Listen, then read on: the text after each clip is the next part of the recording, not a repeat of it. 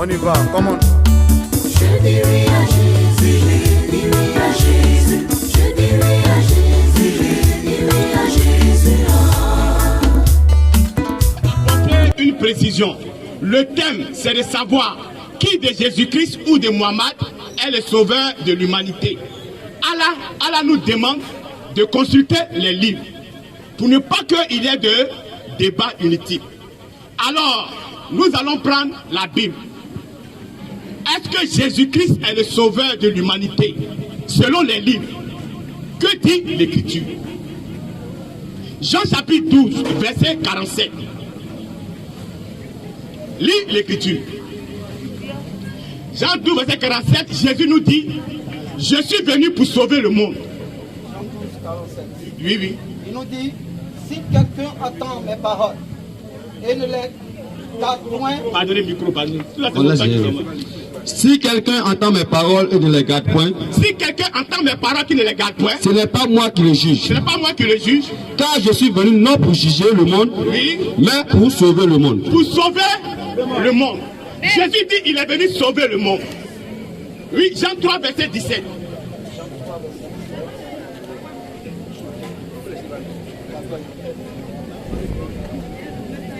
Dieu, en effet, n'a pas envoyé son Fils dans le monde pour qu'il juge le monde, mais pour que le monde soit sauvé par lui. Donc Dieu a envoyé Jésus-Christ dans ce monde-là pour que ce monde-là soit sauvé par Jésus. C'est le monde des pécheurs. Jésus est venu sauver ce monde. Je vais présenter deux versets clairs qui prouvent que Jésus est venu sauver le monde. Bon, nous allons maintenant nous tourner vers le Coran. Est-ce que Mohammed a été envoyé en tant que sauveur? Est-ce qu'il est sauvé dans le Coran? Que dit le Coran? La sourate 35, verset 23. La sourate 35, verset 23. La sourate 38, verset 70. Allah dit dans son livre, tu n'es qu'un avertisseur et non un sauveur. Dans la sourate 38, verset 70, pardonnez, Allah dit dans la sourate 35, verset 23, parce qu'on cherche à savoir si Mohammed est sauveur dans le Coran. Alors, le Coran nous dit, Mohammed n'a été envoyé en tant qu'un avertisseur. Pardonnez, lisez le Coran, pardonnez. Sourate 35, verset 23. Oui. Tu n'es qu'un avertisseur. Tu n'es qu'un avertisseur. C'est pas sauveur qui a écrit, c'est avertisseur. Pardon, c'est mon temps. Oui, la sourate 38, verset 70. La sourate 38, verset 70. Alors, la question a été posée au prophète lui-même, Mohammed. Mohammed dit, il m'a été révélé seulement que je suis un avertisseur. Sourate 38, verset 70. Il m'a seulement révélé que je suis un avertisseur clair. Il m'a seulement révélé que je suis seulement qu'un avertisseur clair. Dans la bouche du prophète Mohammed lui-même. Alors, pourquoi Mohammed n'est pas sauvé dans le Coran? C'est la question que on veut répondre. Pourquoi il n'est pas sauvé dans le Coran? Avertisseur veut dire quelqu'un qui vient prévenir d'un danger. Sauveur veut dire celui qui veut te tirer d'un danger. C'est différent.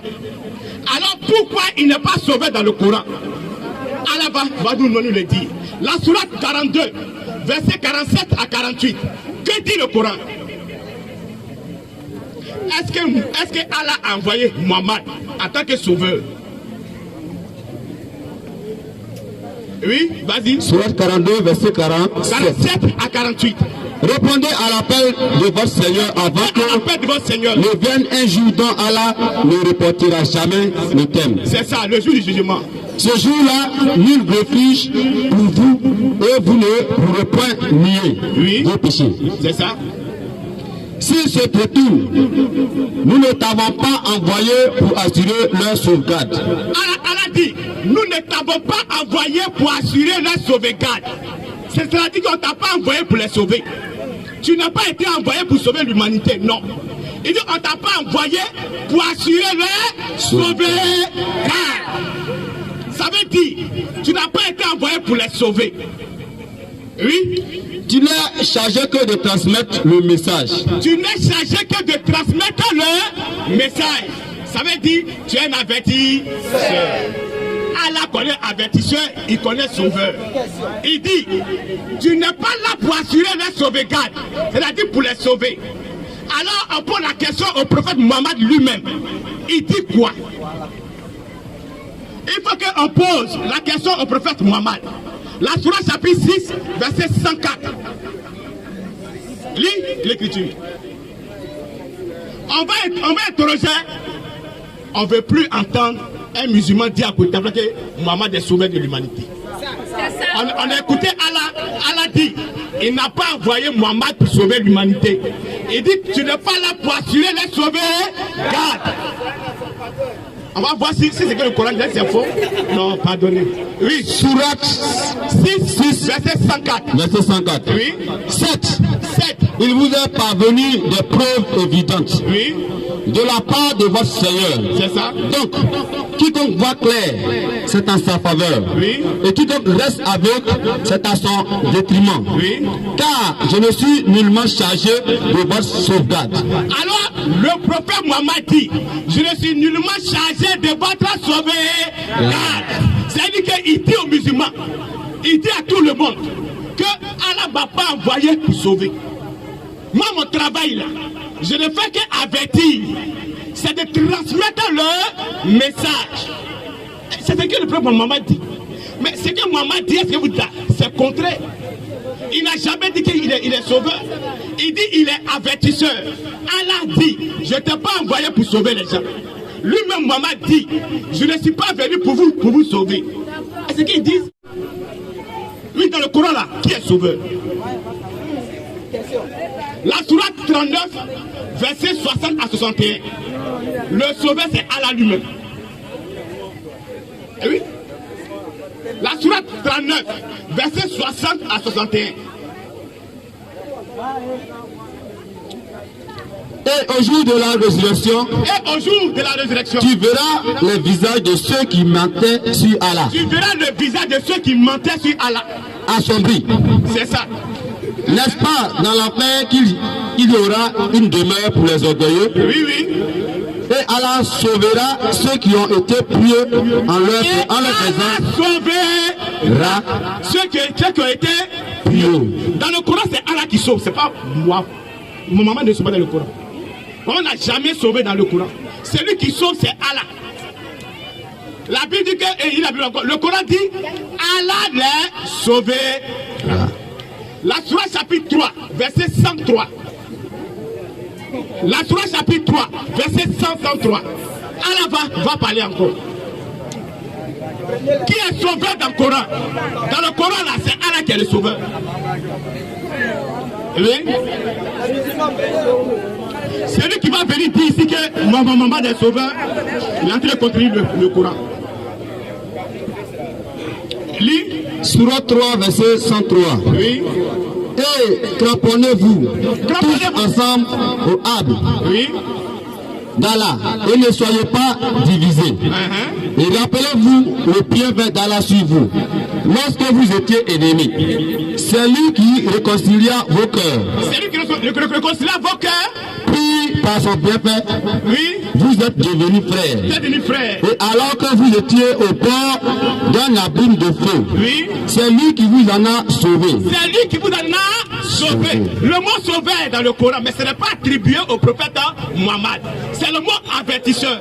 Parce que Allah lui a dit, je ne t'ai pas envoyé pour la sauvegarde de l'humanité, de l'univers. Non.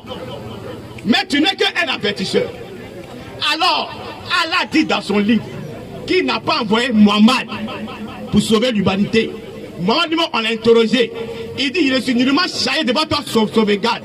Mais les musulmans à Goïtafra disent que Mohammed est sauveur. C'est un mensonge ou bien c'est une vérité? C'est du mensonge. C'est un mensonge. Maintenant, quelle est la conséquence pour une personne qui forge un mensonge contre Allah, qui dit un mensonge sur Allah? La sourate 11, verset 18. Oui, vas-y. Proverbe 11, verset 18. verset 18 qui dit Hein? et quel pire injuste Quel pire injuste que celui qui forge un mensonge contre Allah. comme celui qui forge un mensonge contre Allah. Ceux-là seront présentés à leur Seigneur. Oui, Et les témoins, Oui. les anges, diront voilà ceux qui ont menti contre leur Seigneur. voilà ceux qui ont menti contre leur Seigneur. Oui, La malédiction d'Allah frappe les injustes. la malédiction d'Allah va les frapper. Donc, il ne faut pas venir dire ici que Allah a envoyé Mohammed comme sauveur. Sinon, il y a la malédiction d'Allah.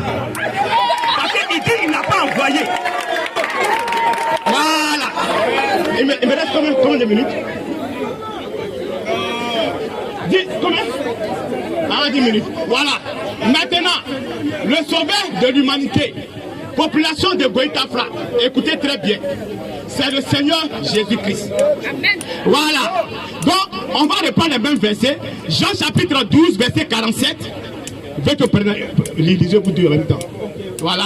Jean 3, verset 17. 1 Jean chapitre 4, verset 14. Prenez le verset dont vous allez lire. Voilà. Jean 12, verset 47. Oui, oui. Il nous dit, Oui. si quelqu'un entend,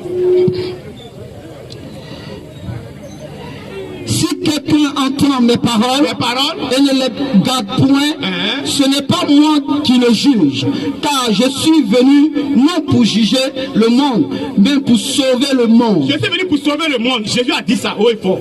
Oui. Deuxième verset. Jean 3, Non, toi tu prends 1 Jean 4, verset 14 en même temps. 1 Jean 4. Dieu en effet n'a pas envoyé son Fils dans le monde pour qu'il juge le monde, mais pour que le monde soit sauvé par lui. Et pour que le monde soit sauvé par lui. 1 Jean 4, verset 14. Oui. Et nous, Oui. nous avons vu et nous attestons que Attestons, nous approuvons, nous confirmons. le Père a envoyé le Fils Le Fils a comme sauveur du monde. sauveur du monde.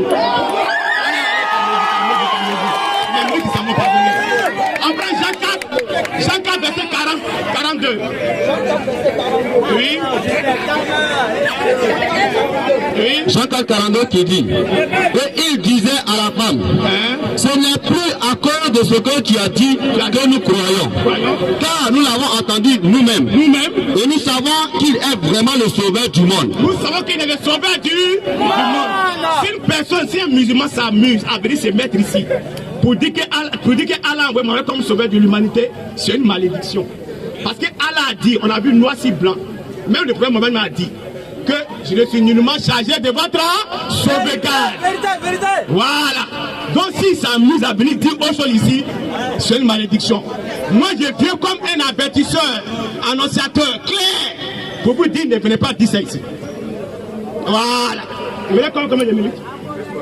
23 minutes. Voilà. Donc, je vous dis, population de Goïtafra, le prophète Mohammed n'est pas venu pour sauver. Allah a dit ça dans son livre, la sourate 42, 47 à 48. Il a dit ça clairement. Moi, lui-même, on lui a posé la question. Il dit, je ne suis nullement chargé de votre sauvegarde. Si vous voulez, prenez le dictionnaire, allez chercher le mot sauvegarde. Ça veut dire sauver. Allez chercher le mot. Donc c'est pour vous dire, il n'y a pas de salut en dehors de Jésus-Christ. Si tu t'amuses à devenir musulman, c'est la porte de l'enfer. Jésus a dit dans Jean 10, verset 9, je suis la porte. Celui qui entre par moi, il sera sauvé. La porte du paradis, là, c'est Jésus. Amen. On a demandé à Allah, il n'a pas envoyé Mohammed en tant que sauveur, mais il a été envoyé en tant qu'avertisseur. Voilà. Voilà. Donc vraiment, que Dieu vous bénisse. La vérité de l'évangile a apparu. Le mensonge a disparu. Calmez-vous. Dépassonnez le débat, calmez-vous. Voilà, évitez les paroles quand quelqu'un parle, évitez ça. Ok. Atakbi, Souma Atakbi, il est facile de dire un mensonge, mais très difficile de le soutenir. Courant sur la table, Bible, débat est clos. Le messager envoyé pour sauver l'humanité. Jésus est prophète de Dieu, il a envoyé seulement au peuple d'Israël, selon le Coran et selon la Bible. Matthieu 15, verset 24 le prouve. Matthieu 1, verset 21 le prouve. Matthieu 2, verset 6 le prouve. Acte 11, verset 19 le prouve. Jérémie 31, verset 31. Dieu l'a dit avant la naissance du prophète Jésus-Christ. Il dit, je vais tisser une nouvelle alliance avec Israël.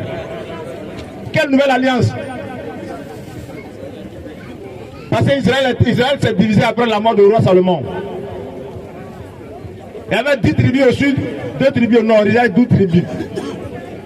Donc Jésus-Christ était venu seulement pour les réunir. C'est pourquoi dans Matthieu 15, à partir du verset 20 pour descendre, il y a une femme, elle n'est pas juive, elle allait trouver Jésus-Christ. Elle dit, Seigneur, maître, ma fille est tourmentée par un démon. Sauve-moi. Il dit non, je ne peux pas prendre le pain des enfants pour donner aux petits chiens. Qui sont ceux qui sont les petits chiens? C'est les non-juifs. Nous sommes les petits chiens pour Jésus-Christ. Et il a insisté. Ça, Jésus dit non, j'ai été envoyé seulement aux brebis perdues de la maison d'Israël. Mais Mohammed sallallahu alayhi wa sallam a prouvé noir sur blanc qu'il est le sauveur de l'humanité. Il est le messager envoyé à l'humanité. Il est venu nous enseigner quoi? Les lois que Dieu Allah a données. Jésus a dit, celui qui entend mes paroles et qui les met en pratique a la vie éternelle. Ce n'est pas seulement que tu crois que je crois en Jésus, c'est fini que tu as la vie éternelle, non. Jésus a dit quoi? Les rites islamiques, il faut prier 5 fois par jour. Jésus priait 5 fois par jour. Il faut faire ablution. Jésus faisait ablution. Quand il y a une femme en menstruie, ou bien un monsieur, un homme, quand tu couches avec ta femme, ou bien femme, quand tu couches avec un mari, tu dois te purifier d'abord avant de rentrer dans la maison de Dieu. Et Jésus a enseigné tout cela. Donc la doctrine de Jésus n'est pas de lui, mais de celui qui l'a envoyé. Mais qui l'a envoyé? Acte 13, verset 21, et suite de regarder, la base de Jésus-Christ, la base de la doctrine de Jésus-Christ, c'est de faire la volonté de celui qui est au ciel. Et celui qui est au ciel a dit quoi à Moïse? Jésus a dit dans Matthieu 5, verset 17, verset 10 et suite, je ne suis pas venu abolir la loi, ni la venue des prophètes. Le chapitre 33 du Coran, verset 40.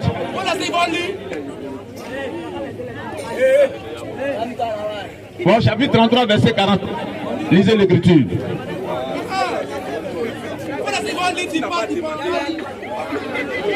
Il doit dire qu'il a envoyé au monde. On a pris le surat 7, verset 40, 151 et 152, il a lu tout à l'heure. Et surat 33, verset 40. Surat 33, verset 40. Mohammed n'a jamais été le père de l'un de vos hommes, mais le messager d'Allah est le dernier des prophètes. Allah est omniscient. Oui. Mohammed, il est le messager, il n'est pas le père d'un de nos hommes, mais il est le messager et le dernier des prophètes. Alors Jésus dit, je ne suis pas venu abolir la loi ni la venue des prophètes.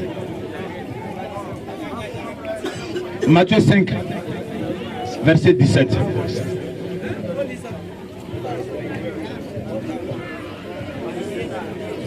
Lisez. Ne croyez pas que je sois venu pour abolir la loi et les prophètes. Je suis venu non pour abolir, mais pour accomplir. Ok, je reprends. Ne croyez pas que je sois venu pour abolir la loi et les prophètes. Ou les prophètes, excusez-moi. Je suis venu non pour abolir, mais pour accomplir. Ok.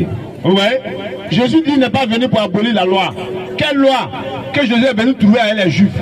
C'est la loi que Dieu a donnée à Moïse. La Torah. Donc Moïse n'est pas venu abolir la loi. Il est venu pour appliquer la loi. La loi dit quoi? Il faut prier. Car la prière rapproche de Dieu. Tous les prophètes ont prié selon la Bible. Se sont prosternés.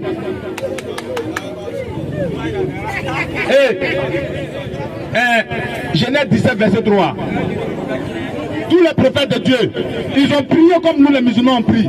Front par terre. Genèse 17, verset 3. Tu lis? Oui. Ok. j'établirai mon alliance entre moi et toi. Et je te multiplierai à l'infini. Je continue? Oui. Abraham tomba sur sa face et Dieu lui parla en disant. Voilà. Voici. Stop. Okay. Abraham tomba sur sa face. C'est en français.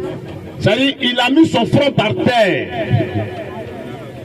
Et Dieu lui parla. Donc, il reste une minute. Abraham a adoré Dieu. Et Jésus-Christ, alayhi salam, il a appelé les Israélites à adorer Dieu, les mêmes lois. Donc, il dit dans Matthieu 15, verset 24, je n'ai été envoyé seulement qu'aux brebis perdues de la maison d'Israël. Acte 11, verset 19. Mais on prend acte 5, verset 31. Je suis le prince et le sauveur des peuples d'Israël. Donc Jésus est le sauveur des peuples d'Israël. Donc le seul prophète qui est venu pour l'humanité, selon Jean 14, verset 15 jusqu'à 30, c'est le prince du monde qui, venu du monde parent. Habakkuk 3, verset 3, le saint. Lisez, et puis, bon, ok. Merci. Donc dans les 10 minutes d'échange, on va... Jésus, je dirai à Jésus, je dirai à Jésus. Encore une fois, on y va, comme on